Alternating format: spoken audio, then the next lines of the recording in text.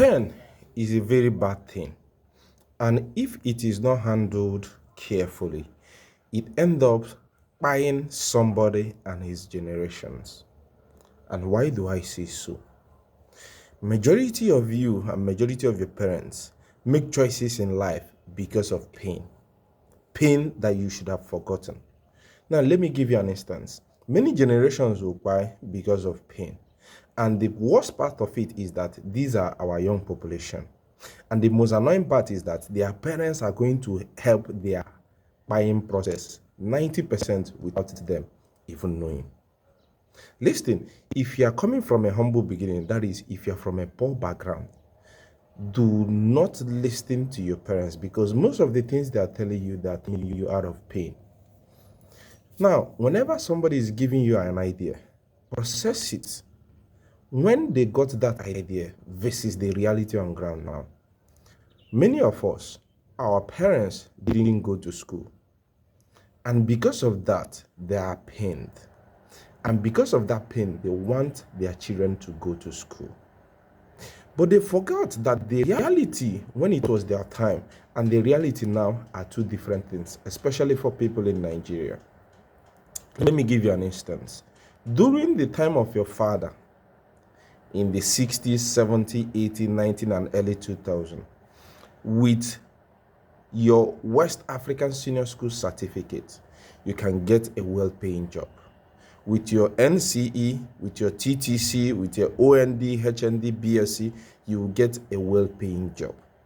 And the good thing is that the economy was so good that these people were just doing this job, just one job, one salary, no corruption, no stipend, nothing, just their salary. They were able to build houses, buy lands, buy cars, and send their children to one of the best schools.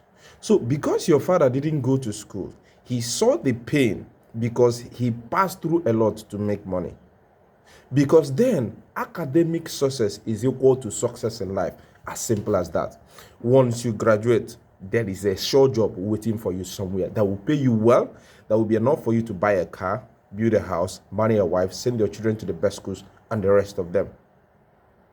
So your parents didn't go to school, and they didn't enjoy all of these things because they didn't go to school. Now it is your own turn. They are in regret. They are living in regret because look at what their mates had. So they want you to now go to school so that you will also enjoy those things that they missed. So because of that pain, they want you to go to school now so that you won't pass through the same ordeal, through the same pain they passed through. But look at it, the reality then and the reality now are two different things. School no be scam for sure. But in Nigeria, if you are coming from a humble beginning, I suggest you go and learn a skill you have a passion for, than going to school. Because going to school, number one, is going to stress you and your family financially. And sometimes your family will end up borrowing to make sure you go to school. Now, the aftermath, after graduation, are two different realities. There is no job on ground. And most of the times you do menial jobs, or you start learning a skill again. So what is the essence of wasting your time in school? Remember, you guys have barely enough to spend. You have barely enough to spend. So why wasting all of those times saying you're going to school? Remember, you going to school is not bad. But what is the aftermath? What is the reward at the end of the day? Is there a job waiting for you? No. Even if there is, how much is the pay? How much is the pay? If you are being paid 100,000 naira now, just calculate the amount you spend on transport. Look at fuel have gone from 800 and something naira to 1,300 naira. Salaries still remain the same. Business people will add money on top of the goods they sell. Service providers, that is skilled people, will now add money to their service charge. It is only civil servants that are left what? Uncared for and uncatered for. Now, who is a person from a humble beginning? A person from a humble beginning is that person that is coming from a home where the income of the father and the mother is less than 1 million naira. Now, there are two criteria for you to measure somebody who is from a humble beginning. Number one is income. Number two is the number of children. If you and your wife or your parents combined make 1 million naira a month, and they have 10 children and above, they are poor. If a parent makes 1 million naira a month and they have 2 children, they are rich. Remember, what determines whether you are rich or you're poor is your resources versus the expenses you have to make. So, my brother, my sister, don't beat your chest that you didn't go to school, I didn't get admission, and the rest of them. You should get sense. You should just sit down and say, okay, even if I try and suffer and finish this. The thing is that the money for you to go to school is not even on ground. The fee borrow manage, may you pay your first year school fees. What about second year? What about third year? What about fourth year? In fact, let me bust your bubble. Going to school will be your biggest regret, especially in this administration. Because you can be in your 200 level, maybe your school fees is 200,000, and in 300 level, they will now increase your school fees from 200,000 to over 1 million naira. I am telling you, I am not capping.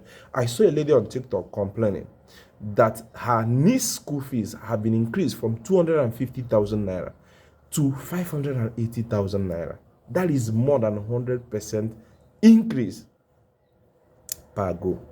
Now, let me ask you, this person's school fees that was increased more than 100%, if you ask me, if the parents are business people, it's fine. But if the parents are civil servants, do you know that they have just two choices? Either to stop the child from going to school outrightly, or to withdraw the child from the school and look for a school they can actually pay. Remember, when they withdraw that child from that school, they will now look for a place that pays cheaper. And paying cheaper comes with a price, which is what?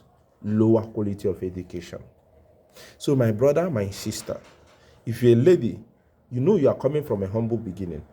Going to school or pressuring yourself to go to school will only end you up in a bad situation.